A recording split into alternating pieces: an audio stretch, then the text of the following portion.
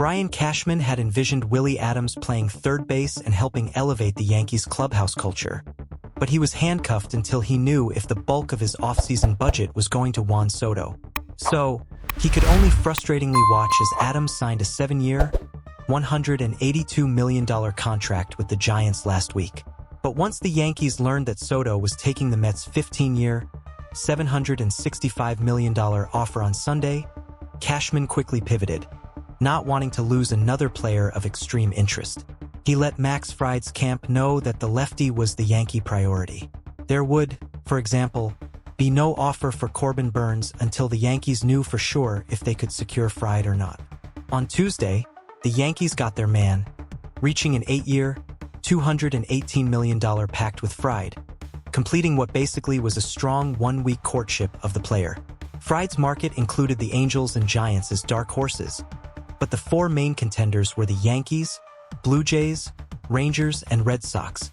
Those 4 teams held Zooms with Fried last week between Tuesday and Thursday. The Yankees went on Tuesday and had 9 members of the organization on the teleconference, more than double anyone else. It included Cashman, Aaron Boone, and pitching coach Matt Blake, but also special advisor Omar Minaya, who had history with Fried. Minaya had been a senior VP of baseball operations with the Padres when Fried was drafted 7th overall by the Padres in 2012. When the process began, Fried did not view the Yankees as his top choice, but the Zoom presentation began to change his thinking. The Fried camp told all of those involved that Fried wanted to have an agreement by no later than Wednesday of this week. And so negotiations intensified once Soto was off the board. The Blue Jays never made an offer. The Red Sox were at 7 years at $190 million with a willingness to perhaps go up, but also a plan to include deferrals. The Rangers, though, became huge contenders. They had begun the process not believing that they would be able to reach the financial stratosphere where Fried was heading. But after its Zoom meeting, Texas officials decided to stretch. The Rangers offered 7 years at $190 million. But without a state tax, the value of that contract was going to force the Yankees to do much better.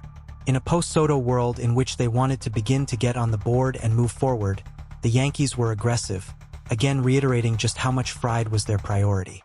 They were at 8 years at $210 million, Fried wanting the 8th season.